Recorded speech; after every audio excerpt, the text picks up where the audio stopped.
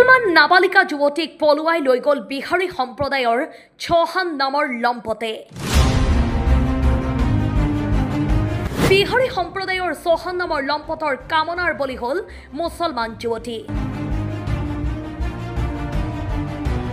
এইবাৰ মিয়া নহয়, লাভ জিহাদৰ দৰে কাৰ্যত নামি পৰিছে একাংশ বিহাৰী সম্প্ৰদায়ৰ যুৱক।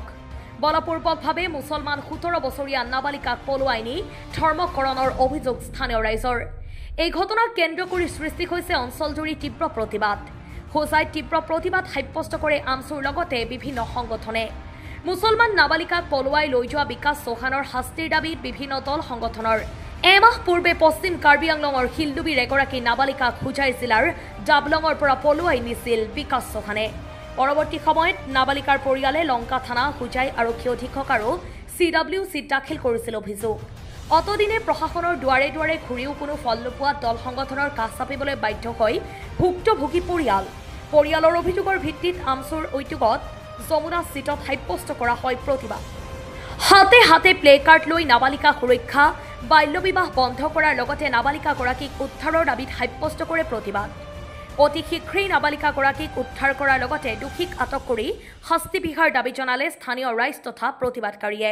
দুৰ্ভাগ্যৰ কথা যে যোৱা 17 মে এজনী শিলডুবি কপিলি ইংলিছ স্কুলত ক্লাছ 9ত অধ্যয়নৰত ছোৱালী, যিজনী ছোৱালীৰ বয়স 17 বছৰ হ'বলৈ আৰু 2 দিন বাকী আছিলে।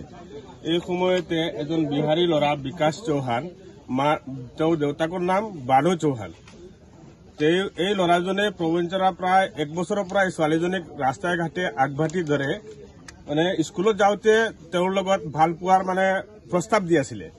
যি প্ৰস্তাৱৰ কাৰণে আমি শুনামতে কিছুমান গাঁৱৰ মুৰব্বী যিবিলাক আছিলে তেখেতসকলক এই ছোৱালীৰ দেউতাই অৱগত কৰিছিলে, যদিও তেখেতসকলে কোনো পদক্ষেপ ষ্টেপ হাতত লোৱা নাই।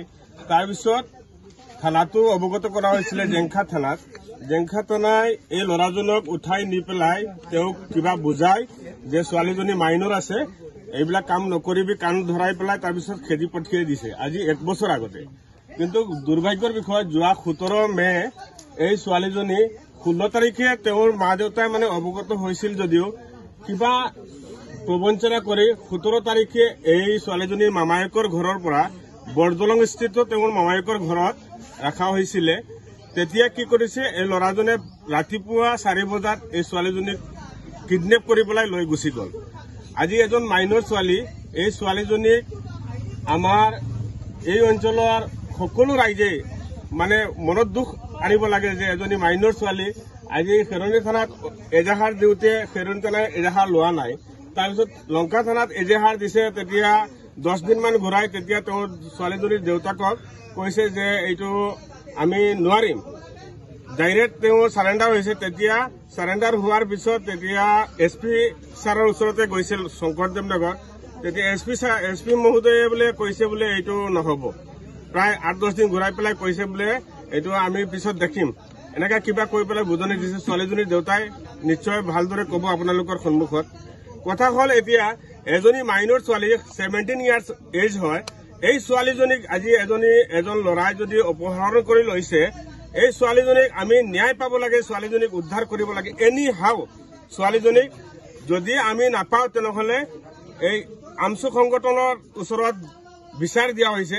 গতিকে আমচু সংগঠনে এতিয়া দৃঢ়ভাৱে ডাঙৰকৈ প্ৰতিবাদ কৰিব, DC ছাৰৰ ওচৰতে যাব, লাগিলে SP ছাৰৰ ওচৰতে যাব।